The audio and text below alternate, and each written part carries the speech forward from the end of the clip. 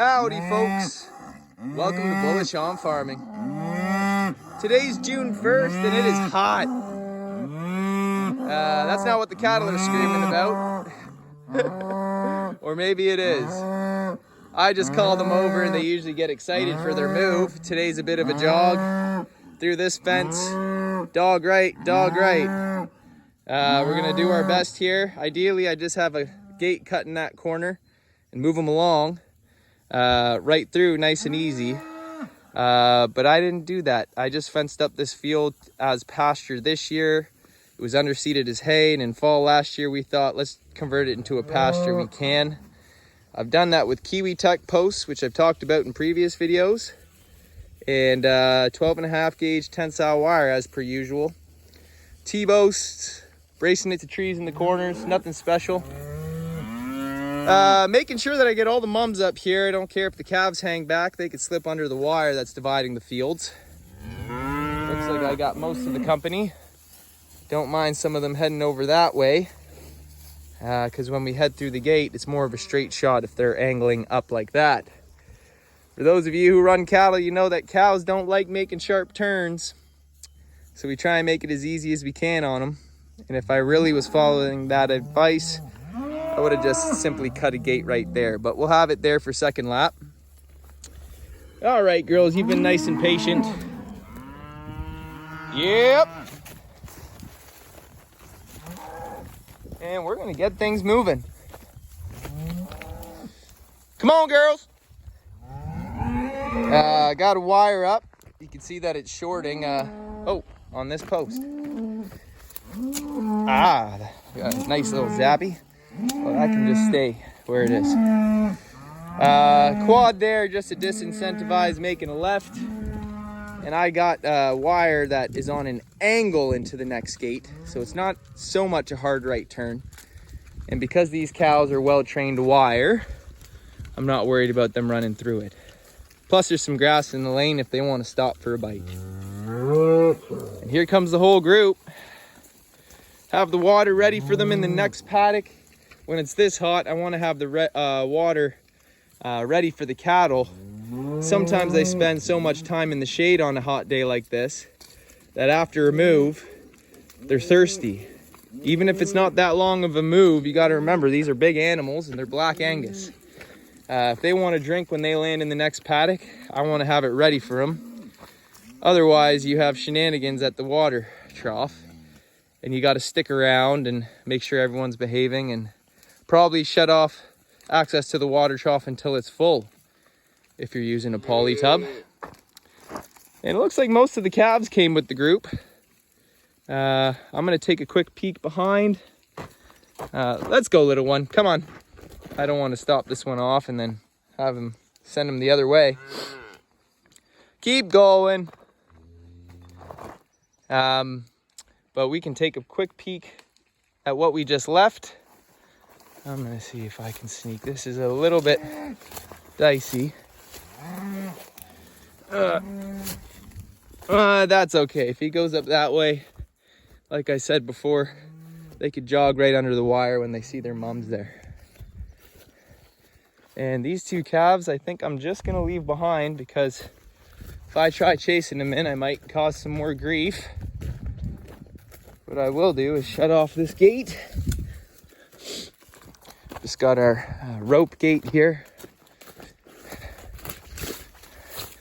Hook that up. And we'll walk over to the next paddock while we take a look at what we just grazed. So like I said, this is a hay mix and it came up nicely. It was seeded in the fall of 2021 with a grain and then underseeded with hay mix. And you know, we let it grow out last year, no animals on it, fully express itself. And then this year is the first time that we have animals on it, and this is first pass. So we hammered it pretty good, down to about 6 inches in some areas. Of course, a lot of mature grass left to go to seed, and a lot of it trampled. But this is probably 15-acre field. And I cut it in half, gave it 2.5 days, one half. This will be 3.5 days, the second half. So that's 6 days. Can't complain for what's left. We're moving on. And of course the paddocks will be smaller on second lap, where we'll be sizing things down, increasing recovery time for the next time we revisit on our third lap, which is closer to 60, 70 days of rest. You can see the calves have just stopped there because the wire might be a little low. It does get higher in certain areas along the tree line. But, you know, they usually scoop under pretty good. And we got our straggler moseying about right there. So as long as I got no cows in the tree line, which I checked before, didn't walk all the way down, but hey, gave it a good enough look. We're golden. Because otherwise I'd have a cow pacing along this wire and I'd have to cut this wire. And I might as well build in a gate anyways at that point. But yeah, heading into June, we're happy. Some rain showing up. And every field that we've touched is gonna get everything it needs to bounce back. Now, this is what we're setting the cattle out to today. Up to me waist in the luscious green. Can't complain. And of course, this is a stronger end of the field, closer to the tree line and gets partial sun. And as we walk up over this hill, it will reveal the cattle. And nothing like cattle on hill, just seeing rolling land with cows on it. That's what they do paintings of, isn't it? And you know, this isn't the strongest field. We've got good growth, but you look around and there's bare soil. Not much of a carbon cover yet. This is a field that I would really like to grow out straight to seed, and with some strip grazing, get the cattle to trample about 50% of what's available to them down onto the ground. And of course, consume as much as they would in that time and lay a nice carbon cover over top. Some areas is obviously weaker than others. As you get to where the ground starts to level down, that's where you're going to get a lot of erosion. But for feeding our animals, you know, we're in good business here. And this is probably an 8-acre field. I'm cutting it in half, and they're probably going to get a day and a half on each side. And that'll get us through the weekend, and then they move over to another field, which I have a gate in that tree line, and it works well. Darn, when it's this hot, you better make sure that your cattle have shade. And we got nice shade coverage along that tree line in the evening, and in the morning along that edge. We got them covered, and it's a large paddock, goes to where their stock tank is, cuts across. Excusez-moi. And you know, with all that space, that whole tree line for a day and a half will be great for shade. They're not just gonna hammer a small section because that's all they have. They have plenty of area to hang out in the shade.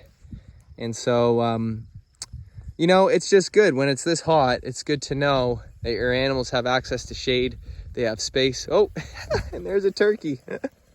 The cows scared the turkey off.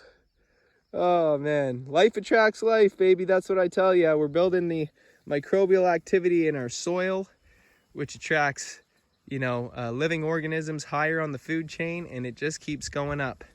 And that feeds our soil, and the soil grows our grass. The quality of our soil determines the quality of our grass and nutritional density. And then that nutritional value goes into our animals, and our animals give back to the land with proper livestock management, fertilizing the soil and giving plants good recovery cycle periods. Man, you gotta love moving animals across landscape because it's just in alignment with nature's design, and you can just see how it's meant to be. We're not trying to force anything or reinvent the wheel. We're just optimizing nature's design and, you know, joining arms with the animal kingdom into what can be a higher the highest good of all for all parties involved, which includes the land that we inhabit, which has a ripple effect onto the wildlife and the well-being and welfare of, you know, all living organisms on your farm, which ripples out to the world. So having said that, folks, I'd like to say thanks for stopping by, and God bless you all. Have a great weekend. See you on the next one.